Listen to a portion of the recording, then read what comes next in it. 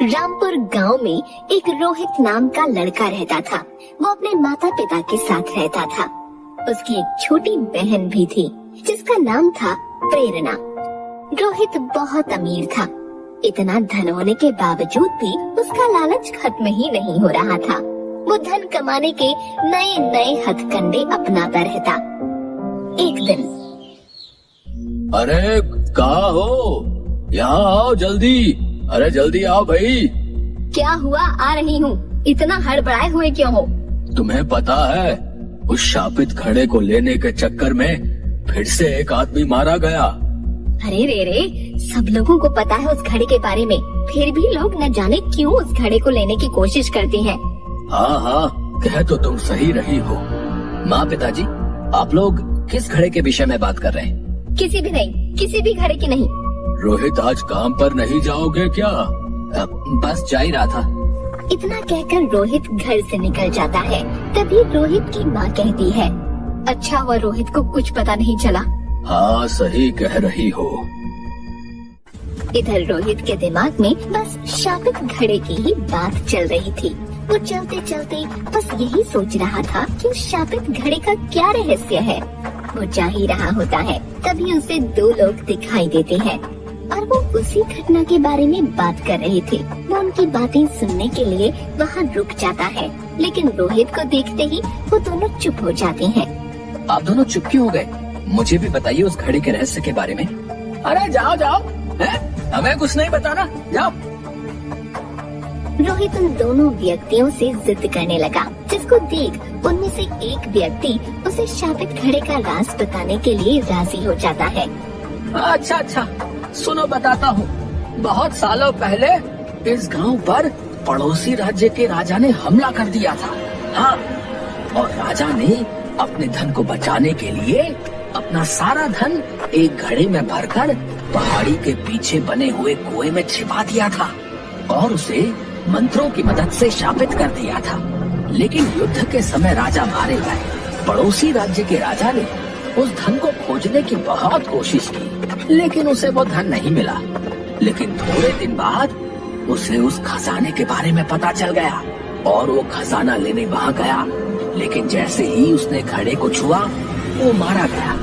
लोग ऐसा कहते हैं कि उस खजाने की रक्षा एक राक्षस कर रहा है जो बहुत ताकतवर है।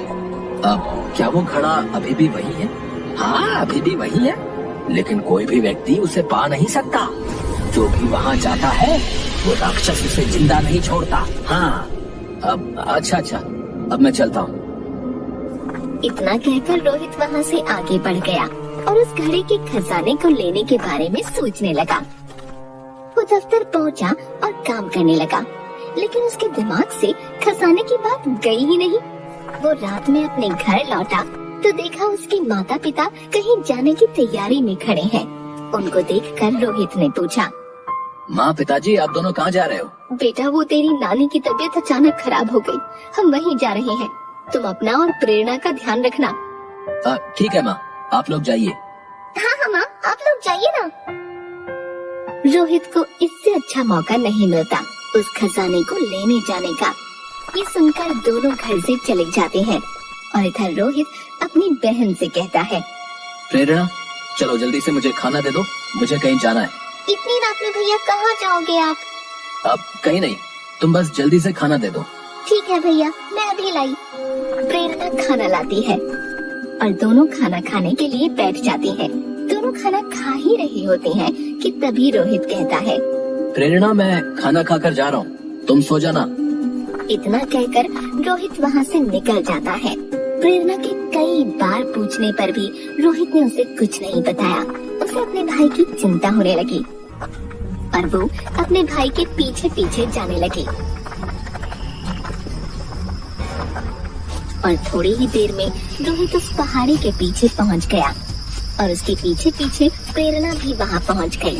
उसे पहले से ही इस जगह के बारे में पता था। उसने अपने भाई को रोकने के लिए उसे आवाज दी, भैया, रोहित भैया, रुको ना। रोहित आवाज सुनकर रुक जाता है और देखता है कि एक लड़की उसकी तरफ भागी चली आ रही है। तभी प्रेरणा भागी भागी रोहित के पास पहुंचती है।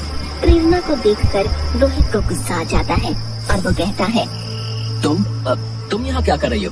तुम क्यों आई हो मेरे पीछे? भैया आपको पता भी है इस जगह के बारे में, चलिए आप यहाँ से। तू जा, मैं आ जाऊंगा थोड़ी देर में। नहीं भैया आप चलिए यहाँ से। कहीं आप उस घड़ी से वो शापित खजाना तो लेने नहीं जा रही? हाँ मैं वही खजाना लेने जा रहा हूँ। इतना सब कुछ तो है हमारे पास, आप क्यों लालच कर रही हो? चलो ना। प्रेरणा ने उसे समझाने की बहुत कोशिश की, लेकिन रोहित नहीं माना और आगे की तरफ चलने लगा।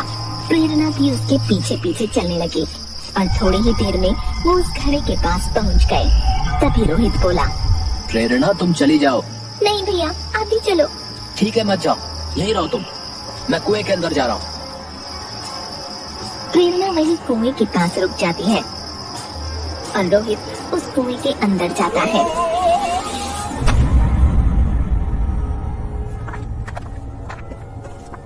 और उसके पीछे प्रेरणा भी उस कुएं में चली जाती है। रोहित थोड़ा आगे बढ़ा तो उसे घड़ा दिखाई दिया जिसमें सोने के सिक्के भरे थे। वो वहीं रुक गया। प्रेरणा भी वहीं छिप गई।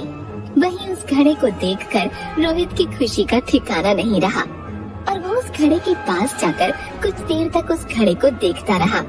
थोड़ी देर बाद उसने जैसे ही खजाना निकालने के लिए उस घड़े को छुआ, बहुत तेज बिजली कड़कने लगी और ऊपर से मिट्टियों की चट्टानें गिरने लगी, जिसे देख वो डर गया।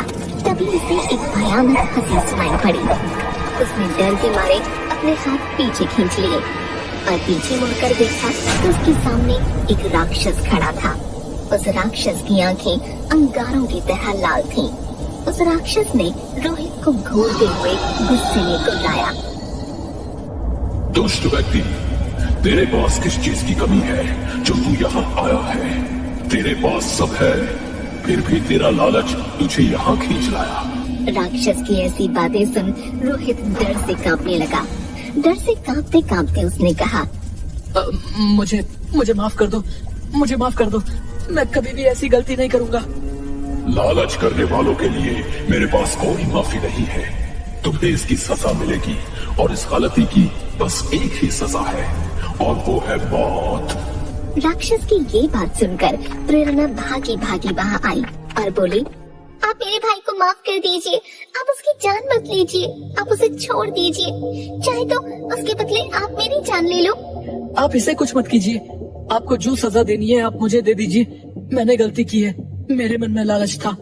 प्रेरणा, तुम पहली ऐसी लड़की हो जो यहाँ खजाना लेने के मकसद से नहीं बल्कि किसी को बचाने के मकसद से आई हो। इसलिए मैं तुम्हें तुम्हारे भाई को बचाने का एक मौका देना चाहता हूँ। बताइए मुझे क्या करना होगा? तुम्हें मुझे इस बंधन से मुक्त कराना होगा और तुम ही इस काम को कर सकती हो। लेकिन मैं ये सब कैसे करूँगी? तुम्हें मेरे एक सवाल का जवाब देना होगा, जिसके सही उत्तर के लिए मैं तुम्हें 2 मौके दूंगा। पूछिए। बताओ वो क्या है जो किसी के लिए और कभी नहीं रुकता। लेकिन ध्यान से याद रखना, बस 2 मौके हैं तुम्हारे पास। प्रेरणा थोड़ा सोचती है और बोलती है, पानी, पानी कभी नहीं रुकता। राक्षस तभी अपनी शक्तियों का इस्तेमाल करता है और उसे एक गड्ढे में पानी भरा हुआ दिखाता है और बोलता है, ये देखो, ये पानी तो रुका हुआ है और पानी तो समुद्र में जाकर भी रुक ही जाता है। अब तुम्हारे पास बस एक मौका है अपने भाई को बचाने का। अब बस एक मौका और। प्रेरणा अब असमंजस में पड़ गई क्योंकि अब उसके पास बस एक मौका था। वो सोच में पड़ गई। तभी वो राक्षस बोला, जल्दी कर लड़की, समय निकला जा रहा है। राक्षस की ये बात सुनते ही प्रेरणा को समझ आ गया कि समय किसी के लिए नहीं रुकता और उसने तुरंत जवाब दिया, समय किसी के लिए नहीं रुकता। तुमने एकदम सही जवाब दिया है। मैं तुम्हें और तुम्हारे भाई को आजाद करता हूँ। इसके बाद उस राक्षस को मुक्ति मिल गई और वो उस घड़े के साथ गायब हो गया। इधर रोहित को भी समझ आ गया था कि लालच करना बुरी बात है।